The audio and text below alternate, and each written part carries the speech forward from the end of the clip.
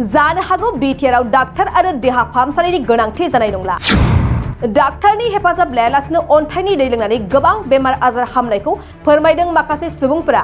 सानसेनि उनाव सानसे गोबां अन्थाइनि दै मोनदों बिटिआर हालामाव। माब्लाबा क'क्राझार माब्लाबा चिरां मोननै जिल्लायाव ओंखारगासिनो अन्थाइनि दैया। जाय दैया सरासनस्रा नङा इसोरनि हरनाय दैसो होनना गोबां सुबुंफोरा बुंदों आरो दैखौ लोङोब्ला देहानि बेमार आजारा गोरलैयैनो हामजायो होननाबो गोबाङानो फोथायदों। थारैनो बेसेबां सैथो? बिगियान बादिब्लाथ' बियो मोनसे खोमसि फोथायनाय।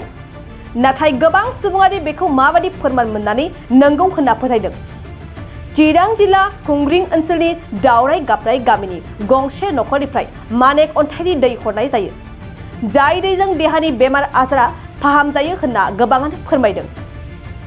मिथिनाया गोबां सुबुंफोरा बे दैखौ लांफैनायखौ नुनो मोन्दों। अन्थाइनि दैखौ पानिराम बसुमतारी मुंनि गंसे नखरनिफ्राय हरनाय जायो।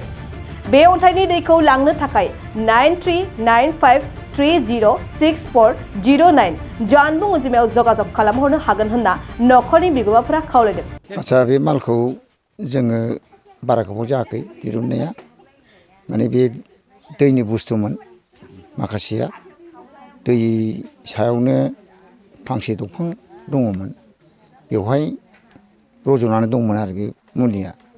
दा नायगिरिबो लांखानाय नायनानै ओमफ्राय रायजोयैनो बे जिनिसखौ मुलि सलिगोन होननायखाय लाबोनाय जादों आरो।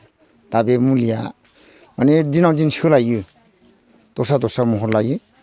दा बेजोंनो जोङो बे पेरालाइसिस, बेनिफ्राय खिलामा लावनाय, हर्स बेमार, मिरगि बायदि बायदि बेमाराव जों दा बाहायनानै दं आरो। दा अनेक मानसिफ्रा नै दाख्लैनिफ्राय लोंनाय मानसिफ्रा प्रमान होदों माने मोजां होननानै।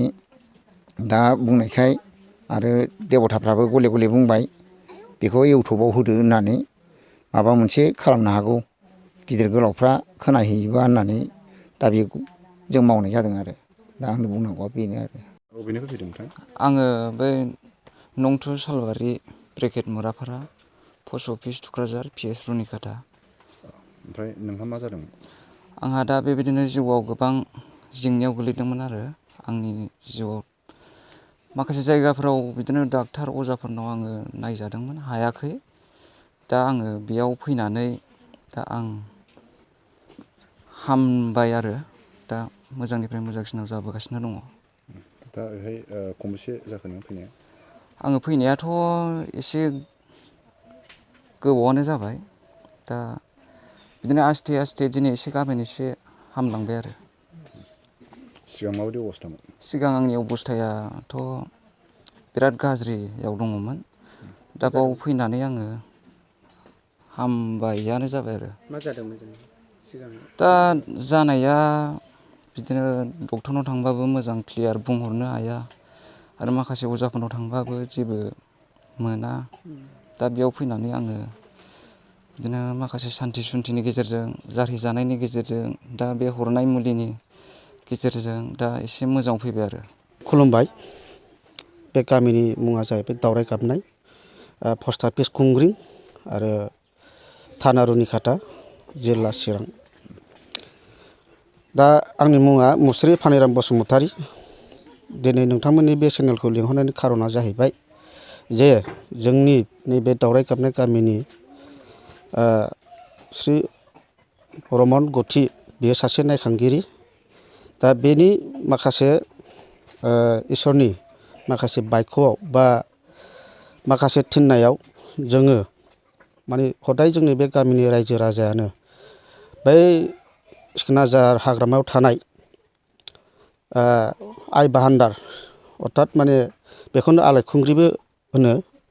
बेवहाय जोंहा सिखोना जोहोलावनि मोनसे अन्थाइ खाम्फा दङ। दा बेवहाय जे बिथांनि थिननायाव जोङो बे बुस्थुखौ माने फुजा हैनो थिननायलाय फुजाखौ होनायनि गेजेराव दा नैबे अन्थाइ थाइथामखौ जोङो मोनबोनाय जादों आरोखि। बे अन्थाइनि गेजेरजों ओमफ्राय मा मा जानायफ्रा सोखाजानाय मोनोबा? दा बे मुलि अन्थाइखौनो जोङो मोनसे जेनेबा एम्बु महर आरो थाइनैया बिदिनो गोबांथार माने माबा सिखारो आरोखि दा जोङो बे गुबैयै एम्बु महरनि अन्थाइखौ जे जोङो बिनि सान्थिजों गोबांथार बेमारखौ फाहामनाय जादों आरोखि आरो माने प्रुफ मोनग्रा मानसिफ्राबो बेमार हामजानाय मानसिफ्रा थारमाने जोंनियाव फैगासिनो दं आरो बिथांमोननिफ्रायबो एसे सोंलांनो हागोन आरो दा जोङो माने दासान्दि बेखौनो होगासिनो दङ। लांफैनो थाखाय फैनायनि लामायाथ' जाहैबाय जोंहा ओरै रुनिखाथा खान्थालमावरि टु लाइमुथि रड बेनिफ्राय ससे फैनानै ओरैहाय साहा हाबनाय मोनसे रड दङ भिलेज रड बेजों गेजेरजों फैब्लानो जोंनि बे दावराइ गाबनाय फोथार मोनगोन बिनि एसे साहा दावखोब्लानो मोनगोन आरोखि। कन्टेक्ट नाम्बाराथ' ओरै लाबोनाय नाम्बारा जाहैबाय 939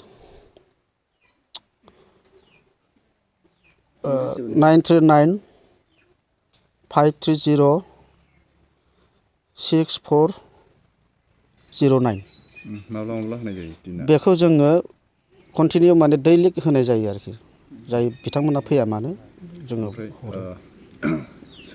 फैसा लानायनि बेलायाव मा बुंनो सानो?